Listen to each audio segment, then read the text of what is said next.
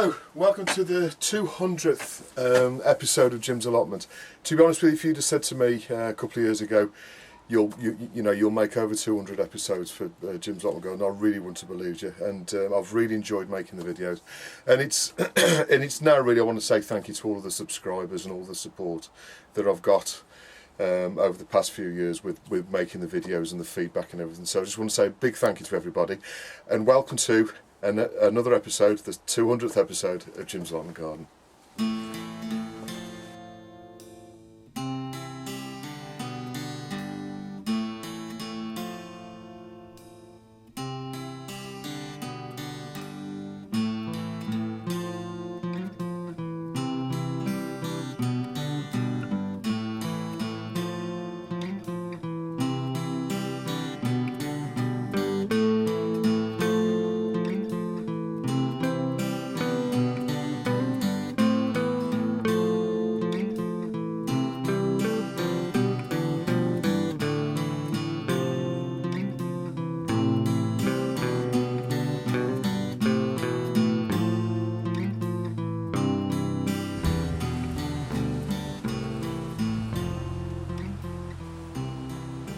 So it's at this time of year where the seasons really do start to shift. I mean, in the UK, which is going to be similar to the rest of the world, the time's really shifting by sort of 3 or 4 minutes a day. So every week that goes by, really, we're losing half an hour or so of light. So it's now where you get this kind of mixed emotion of you need to hurry up and get everything harvested and stuff like that. But it's also a part of the season I always think where you're looking toward the next year. Sort of reflecting on what you've done this year, what's gone well, what hasn't gone well, and possibly how you can make things better for next year, but also starting to plan towards next year, because now is really the time where you need to start planning what you're going to be doing next year, and then you can sort of start to get things together, sort of for that. It's also the season where you can collect seeds, and the majority of types of plants you can start to propagate and grow them on during the winter, for next year. So what I've done in this episode is I've put some pointers of things you can be doing, collecting seeds and starting to work towards next season.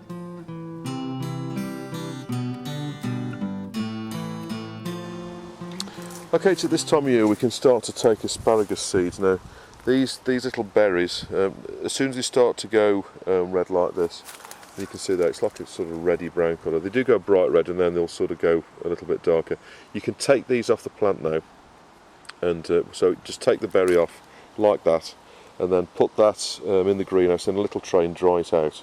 And then inside each of these is going to be about 3 or 4 little black seeds. And I'll show you what they look like in a couple of weeks, but what I like to do is keep a progression of asparagus growing. Now in the spring what you do is you take them seed out, plant them, and then what you will get is little asparagus plants. Now these are the ones that we planted this year, and these have been in these pots all year, and so by this time of year what you'll end up with is a plant that looks something like that. So you can see it's quite a nice little bush, and these have just been here. I've kept them watered in the pots. You can put them in the ground, but I always tend to keep them in these pots like this, and then you can develop the plants in these pots then for a couple of years, and then as soon as they get some strength, so this time next year what I'll do is I'll pot these up into sort of 4 or 5 inch pots, so a little bit bigger pot, grow them on a bit more, and then what I can do then is generate a fresh asparagus bed. Now asparagus plants, if they're looked after, they are basically a perennial vegetable. In other words, they'll come every year, but the plants do get old, and they do get tired, and they will eventually become less and less productive. Now as you can see here, what I've got here is an area that hasn't got many plants in, and then just over there's another area there without anything. So what I will be doing, as soon as those plants have developed, is I'll be planting some new plants in between these existing plants that where they're not growing particularly well, just to keep the asparagus bed nice and healthy. So this is the time of year where you can start to take these little beads off, these little berries off. you know, take off quite a few. The easiest way to do it is just to get your hand around the bush, like the branch like that, and as you pull it like that, what you'll do is you'll end up with a handful of berries, and then put those on a piece of paper in a little tray in a sunny position on a window, and then they'll dry out. The berries will ripen, and then you'll get the little black seeds out, and then this time next year, in the spring, you'll be able to plant them, and then this time next year you'll have nice little asparagus plants like that. It takes around 3 to 4 years to get the plants to kind of that stage where you can actually crop the spears to eat. So if you do want asparagus next year, what you'll need to do is go out and buy established plants so that you can harvest next year. But having said that, if you get a succession of plants like I'm doing, you know, you'll never need to buy them, because in about 3 years these will start to produce the spurs to eat, and probably the plants that I've got in there will probably have got to the stage where I've got other plants which are producing better, so I'll probably take them plants out. So you just keep a succession of plants going, exactly like the strawberries, and then you know, you can be guaranteed a crop of asparagus.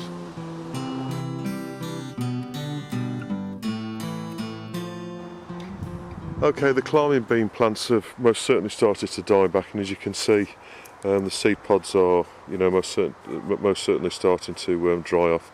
These are a little bit wet, but as you can see, the actual seeds on the inside are sort of hard and ready to be taken out. So what I'm going to do in the next week or so is strip all of these beans off the plant, because obviously the plant is now dying back. So take all of these off, spread them out on a piece of newspaper inside the shed, let them dry out, and then in a couple of weeks' time I'll be able to open all these pods up and get the seeds out ready for next year. Okay, so the run of beans are pretty much finished now. There are you know, a few odd ones still coming, but really these ones have gone too far now, and they are starting to dry in the plant. So what I suggest is, as soon as they go brown like that, take them off, and then you can start to dry them on the inside, because what you will get is this kind of black mildew forming on them with the damp conditions. But if you've got any brown, and they're likely to start at the bottom, any brown pods like that, they're obviously ripened. Take them off the plant, put them inside on a surface, let them continue to dry out, and then all you need to do then is just crack them open and get the seeds out for next year. So what I'll be doing is leaving these on, these green ones here, at least till you know, they've dried off. Now what they'll do is they'll start off as being green like that, and you'll start to see the seeds sort of swelling on the inside. Then they'll go like a yellowy colour like that, and then they'll go from yellow to like a browny colour, and then they'll be you know, like this, and then you'll be able to get the seed pods out for next year. But that's what the run of beans look like. I have had a good crop this year. I've had 48 kilos of beans off here. To be honest with you, I think I'll probably grow less next year, because it seems such a shame for you know a lot of these to sort of go over. Really, a lot of them sort of became ready to pick whilst I was on holiday, and I was away for a week, and in the space of a week they'd gone too far, so they're all basically seed now. But I have picked a few since I got back. But the only problem with run of beans is they all, or you tend to get a glut of them in sort of back end of August, which is typically when people go on holiday. But you know, it makes for having plenty of seeds for next year. But it's just a shame that you don't get so many, you know, before then, so you can actually crop them. But that's what the run of beans look like.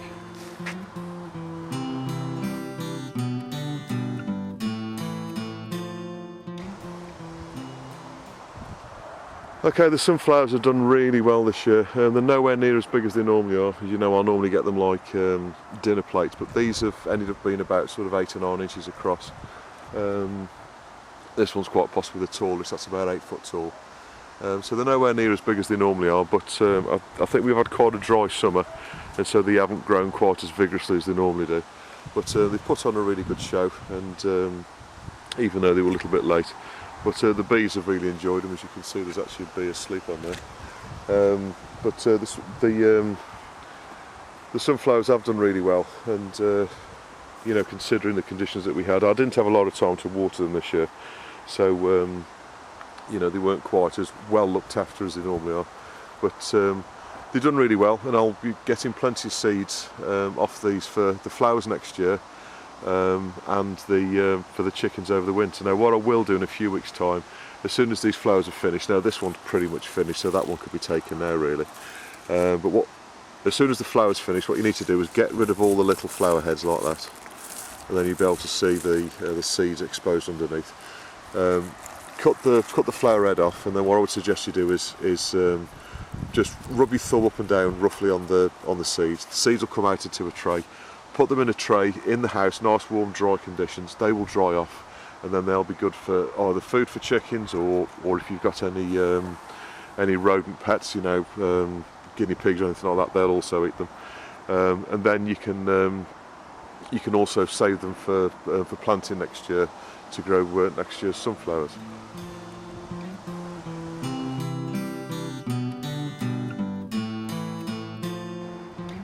The Sweetpeas put a really good show on this year. I don't know if you can remember, but we had a fantastic array of Sweetpeas across here, and we have still got the odd one, late one here. And what I'd like to do is save these seeds. Now as soon as the pods go like a brown colour, so obviously they start off being green like that, and then they'll go brown, but you can take them off whilst they're green as well. So what I need to do with these now is strip off these seed pods, put them into a paper bag, and then hang them up in the shed, and then they'll continue to dry in there. Don't put too many together, because what you don't want is any mould or anything like that. But these will dry out, and I'll be able to get the seed pods out for next year. The little seeds, the little black seeds, they'll be you know, good for next year. The one recommendation I will make is, I've always found with sweet peas, is the germination of any seeds that you keep yourself is nowhere near as good as shop bought seeds. So you know, there's no reason why you can't keep your own seeds, but most certainly the rule, you know, put 4 seeds and expect one of them to grow, is most certainly true for sweet peas. So what I'd suggest you do is save yourself loads and loads of seeds, and then set those in your seed trays for next year, and then you will get some you know, some good plants. But in a pot like that, where you'd normally put, I don't know, maybe 5 or 6 seeds, I would recommend you put 20 seeds in there, expecting to get 5 plants out of those 20 seeds.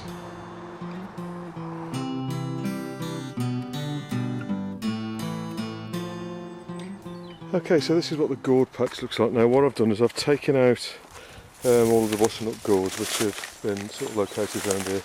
Now there is a couple of them that have kind of got this sort of mildew on them, so I've just left them sort of down here.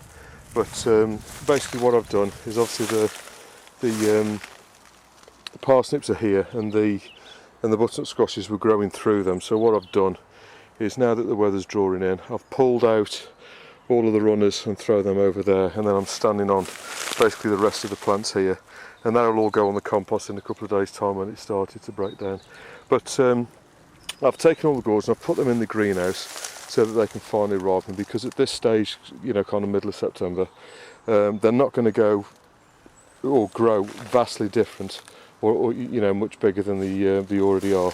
So I'll be doing very similar with the pumpkins in the next week or two. But basically what I've done is the butternut squashes, I've taken them all off the plants, and I've taken them in the greenhouse to finish off ripening, and the plants, I've just pulled them out of the way, quickly piled them up here and over there, and what I'll be doing is, as soon as they've started to break down, I'll put those on the compost heap in a week or so. Okay, so I've basically got the butternut squashes in the greenhouse here, up the dry end.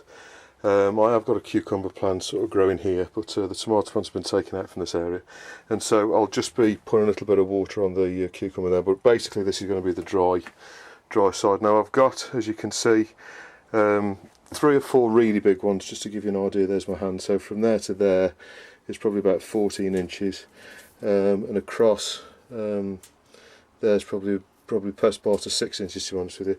And I've got kind of these 3 which are like that, then I've got a few small ones, and then these 2 here are the kind of the youngest 2, and they're more the classic sort of pear shape. But as you can see, these ones here are most certainly ripe.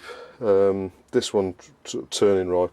those two there have got quite a bit to go to get ripe, but they will ripen in the greenhouse. So I've just stood them up there, let them get a bit of sun, and they'll ripen off. Now with pumpkins and butternut squashes and stuff like that, you haven't got to eat them all in one go. What you can do is chop them up into sort of pieces that you can use, and then basically just put them in the freezer and freeze them, and then take out bit by bit what you need. Now I always think butternut squash is best roasted, so what I do, or what I'm about to do with one of these, I'll probably do this one here, is chop it up into sort of sections about sort of 3 inches long and about 1 inch or so wide, and then put that in a baking tray with a little bit of oil on there. What you can do is put a little bit of honey over them as well.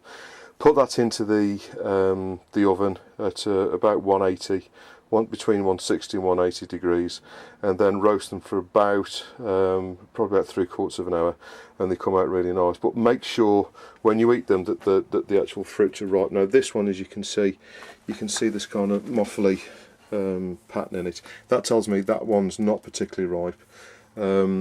This one here again is kind of showing that it's obviously like that. So what you want really is you want it to turn completely brown. So arguably you could say that none of these are perfectly ripe yet. This one's the closest, the smallest one. But I'm dying to try some, so I'm most certainly going to eat that today. But you're not going to poison yourself by eating it. But what I will do is leave these in the greenhouse for another couple of weeks till they've gone perfectly brown, so I know that they're ripe, and then I'll be using them in the coming months.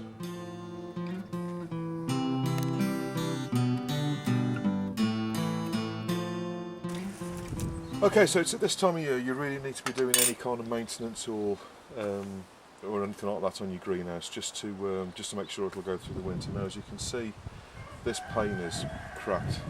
It's been like this for a couple of years, to be fair, but now I've got some. Now I've managed to salvage some glass to replace it. I just want to show you how easy it is to basically take it out. So first thing you need to do is take out these retaining clips. Now, there's a number of different types of these, but they're all pretty much the same. You know, you can get these type, which are like stainless steel clips, or you can get some like wire ones that are put in. Now, if you look at the videos I put out a month or so ago, you'll see the wire clips on there. But basically, what you need to do is take out the clips, and that basically all you're doing is you're pushing. So that goes onto the glass, and all I'm doing is just pushing that bit in, and then it'll come out of the frame. So as soon as you've got all of the clips out, like that, now the glass will start to become free. Now, with the glass in my greenhouse, what I've got is like a piece of sticky back foam that goes by the side. So these can be a little bit tricky to get out. But all I'm going to do is just put my hands. I've just pushed the two pieces of glass apart like that, and I'm just gently levering the glass. No, I've not had this piece of glass out before. This is literally as it happens. So all I've done. Now, watch your fingers. You may want to wear gloves to do this, just in case the glass breaks. But I've done this before, so you know, I'm not overly concerned. But basically, what you need to do is just pull it away. As you can see, you've got the sticky back foam there. Always take it up from the top. At the bottom here, you've got two clips which are sort of stopping the glass from slipping down and holding it back onto the piece of glass below. So always try and take it out from the top, so the glass should come out like that. So if you have got a break across like that, start to take it out from the top. If it doesn't start to come away like that one did, what you need to do is get a knife from the inside and just gently go in. Don't start at a corner, start in the middle of a piece of glass, and then put your knife in like that, which will just start to pull the glass away from the sticky back plastic, and then work your way up slowly, which will release it. If you do that, you need somebody on the other side of the glass, the side that we are now, just to stop it from dropping out. Obviously, because if it drops, it'll shatter. So now we've got that top piece out, what we need to do then is just lift out the bottom piece. Now obviously what I've got on here is two clips, these two clips here, and those are like sort of, I don't know, S-shaped, and they stop the glass from sort of dropping down, so they need to go back in. Now for speed, I'm just going to put the new piece of glass in, but this is an ideal time just to have a quick clean round. If you've got some soapy water and a sponge, just go around and clean off all this sort of green like that. And obviously, you know, you can take your time on that's a bit more than I am because I'm just showing you how to do it. So the next thing you do is put the new piece of glass in. So here's a piece of glass which I've already measured, and that was the step one really. I missed to tell you that part.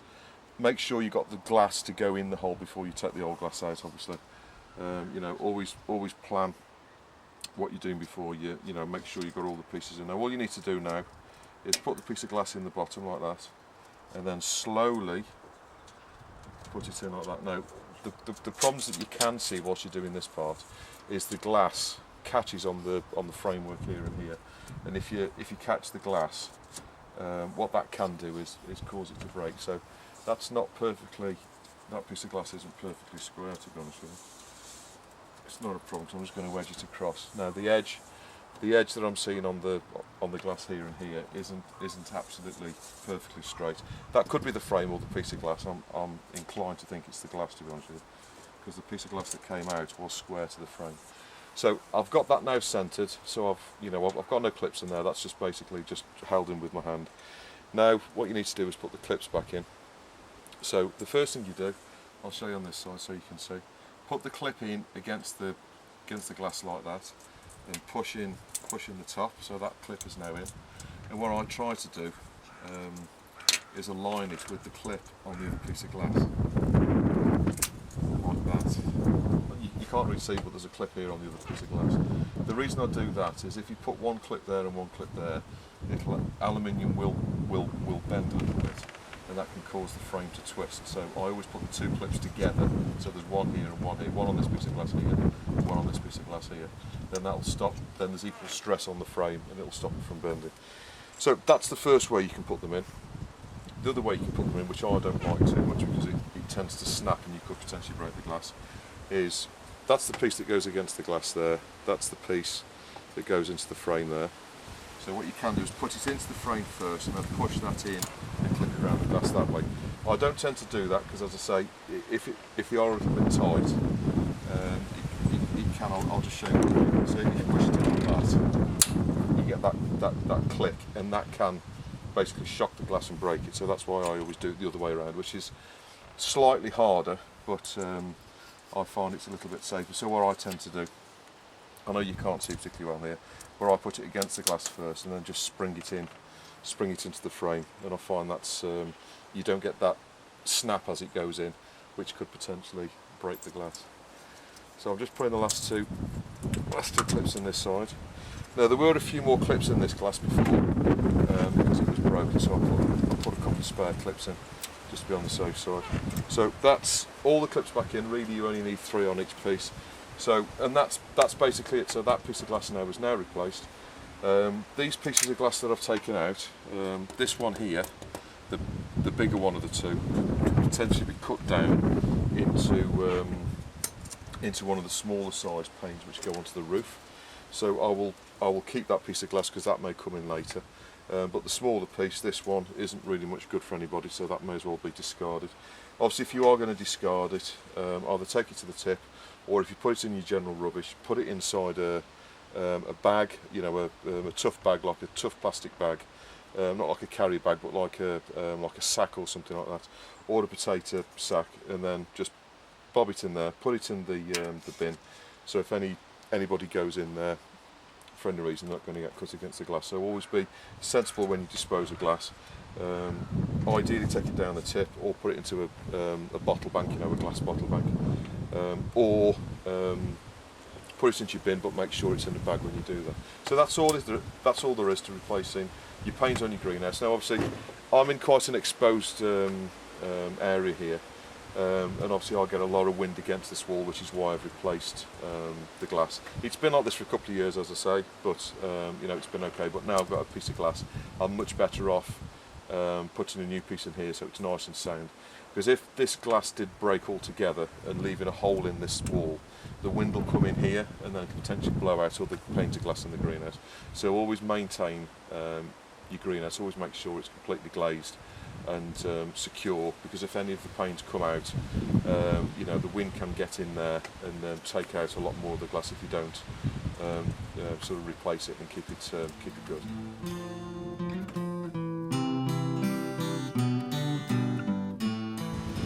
Okay, the latest situation on the gourd, as you can see, this one is doing really well here. In this position they seem to be doing really well, and we've got some more forming on the side. Now I know I've already put an update from a couple of weeks ago, but the gourds are doing really well. We've got another one here. I don't know if you can see, there's one down the bottom somewhere. There's that many now, it's difficult to keep track of, to be honest with you. But as you can see, there's another one here forming. Now I have been watering these with high potassium fertiliser just to give them that little bit of a boost, because they weren't actually forming that many fruits. As you can see, this one here is doing really well. There's loads more coming, and there's male and female flowers, so they are really late in the season, to be honest. But I don't know if there's any on this one. Yeah, sorry, there's that one there. So this one here, as you can see, is more of a bottle shape rather than the pointed top. But they have done really well here. Now, you know, they were really late going in. They were possibly a couple of months late going into the ground. But even though they were late, they have climbed up the structure, and they are producing, you know, some reasonably good-sized gourds. Now, the one at the back, or the two at the back, should I say, are still growing. That one's gone right up that buddleia there, but you can see that one there is a good bottle-shaped gourd, and the ones over here are a lot more sort of pointed. You know, the tops of them are a lot more sort of, you know, there's not that sort of bulge at the top there. But that one, I think that one's still the biggest one. However, the one that I've just shown you around here, that's most certainly catching up with it. This one here, it's obviously the biggest one I'm going to try and make a ukulele out of. So what I'll do is I'll dry them and then obviously make a decision. I may well make a mess of the first one, and so it's probably good that I've got a couple to go at. But those two, and then the one just the other side of the gate here, this one's doing pretty well. I don't know what sort of weight there is. When I first pick them off the plant, what I'll do is I'll weigh them, so you know sort of what size they are. But yeah, the butternut gourd, the birdhouse gourds are doing really well.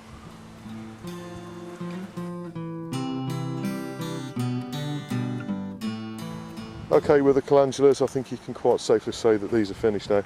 And what you need to do with them collecting seeds, the seed pods actually form behind the flower. So this is the seed pod here. Most of these seeds have already dropped, but basically those are the seeds for calendulas. So if you want to save the seed, those are the bits you want to keep. But I'll just let them fall on the floor here, and then they basically self-germinate for next year. So really, these have done everything they need to do now. So what I can be doing is taking these out, and what I typically do with the calendulas is now I've got the land clear for the so I've got the potatoes out, so I've got a bit of land clear away from the tunnels. What I'll do is I'll get the incinerator over, put some wood in the bottom just to keep the fire going, and then just pile these all up on top, and then these will burn down. So, I hope you found this episode useful and informative. Please don't hesitate to put any comments or questions below. I'll always get back to you. And thank you again for all of your support with all of the episodes up until now. And I'll see you on the next episode of Jim's Allotment Garden.